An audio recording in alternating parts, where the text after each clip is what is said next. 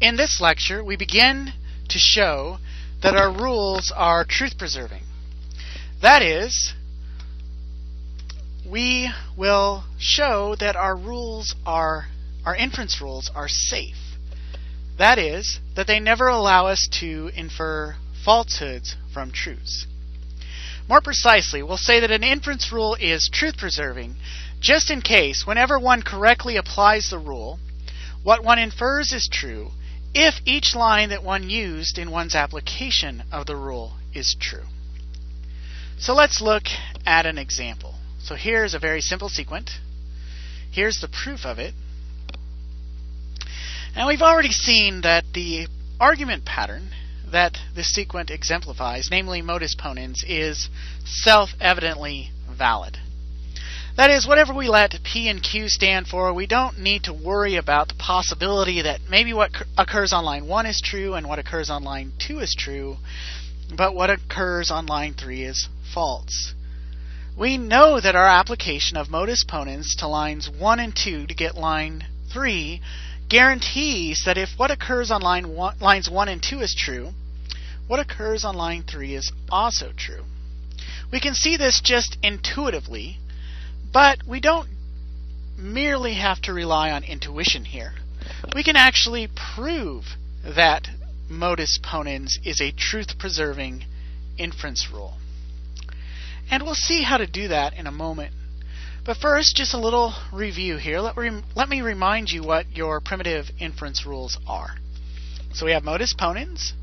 Modus ponens says that if we have if A then B and A, we may infer B. That's what those three little dots mean. They mean one may infer.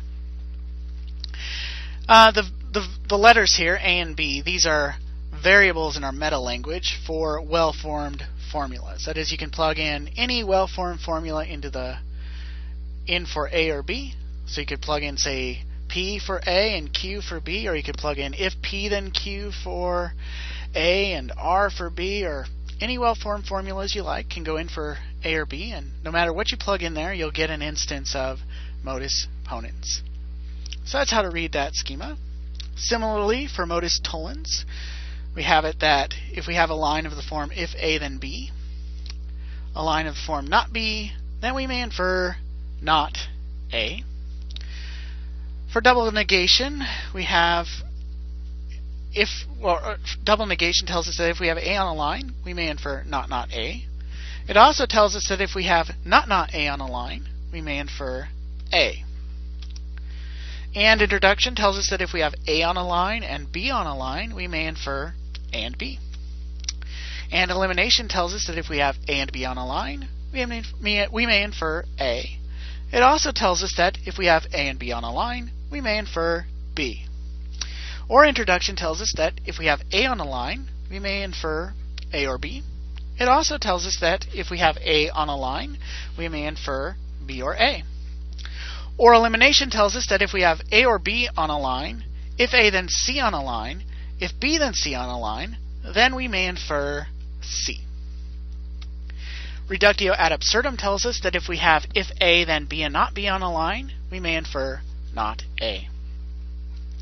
Conditional proof tells us that if we have an assumption A on a line and B on a line, we may infer if A then B without regarding ourselves as dependent on the line on which the assumption A occurs.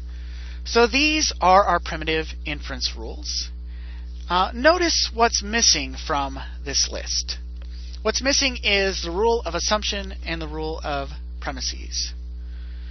And the reason these are missing is that our inference rules are rules that allow us to infer some lines of a proof from others.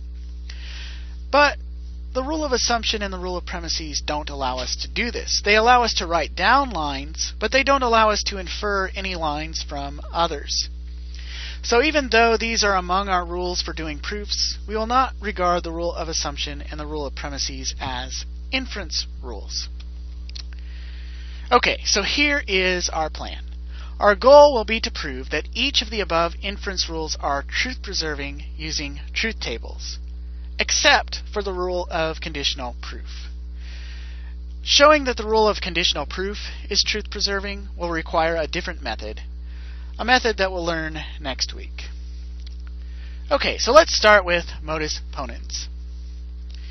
We're going to prove that Modus Ponens is truth-preserving in the same sort of way that we prove that an argument pattern is valid. So we're going to set up our proof of the fact that Modus Ponens is truth-preserving in the same sort of way we would set up a truth table test for validity. That is, we're going to set up a truth table and we're going to see under what conditions the lines that we're using in our inference are true and when the conclusion is true. And we're going to see if there are any cases in which all the lines we use in our inference are true, but the conclusion is false. If there are such cases, then the rule is not truth-preserving. But if there are no such cases, it is. So let's go ahead and fill out this truth table. I write down all the possible combinations of truth values for A and B.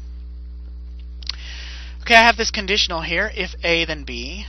I know that it is false in only one kind of case, namely when its antecedent is true and its consequent is false.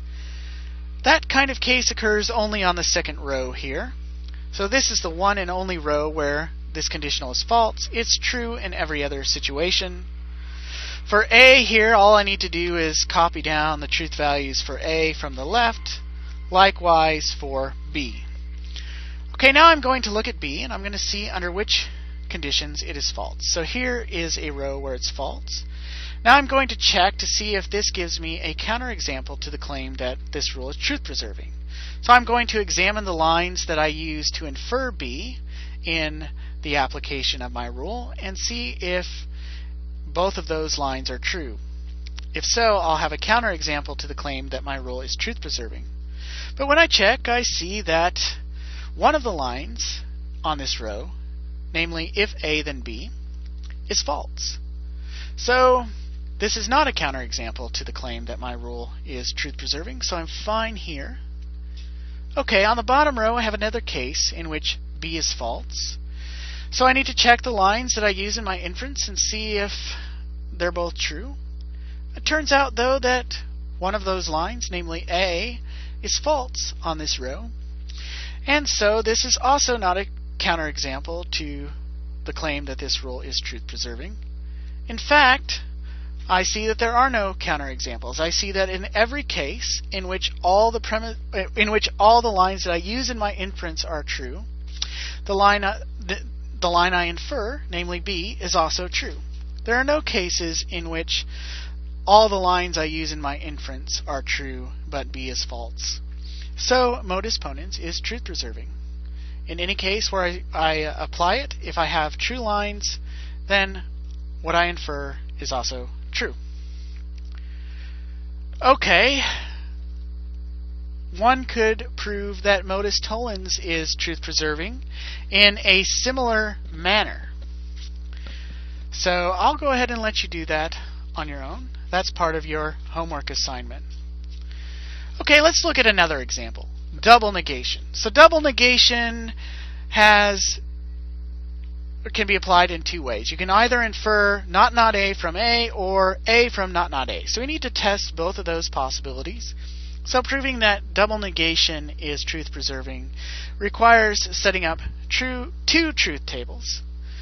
But it's pretty straightforward. So we have one meta variable here, namely A. So there are two conditions. It's either true or false.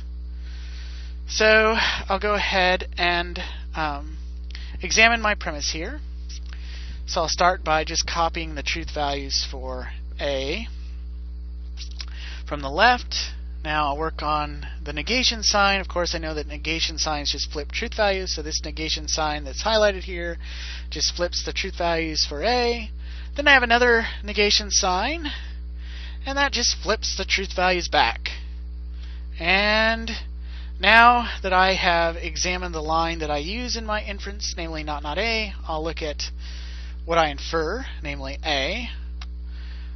Okay, I see that there's one case in which A is false here. So I'll examine the line that I use in my inference, and I see that it is also false. So I have no counterexample to the truth-preserving nature of my rule. So this rule is fine. It is, in fact, truth-preserving. I can see from the truth table that in every case in which the line I use in my inference is true, what I infer is also true. Okay, similarly for the other possibility for applying double negation, we see that the same sort of thing happens there. So this establishes that double negation is truth preserving.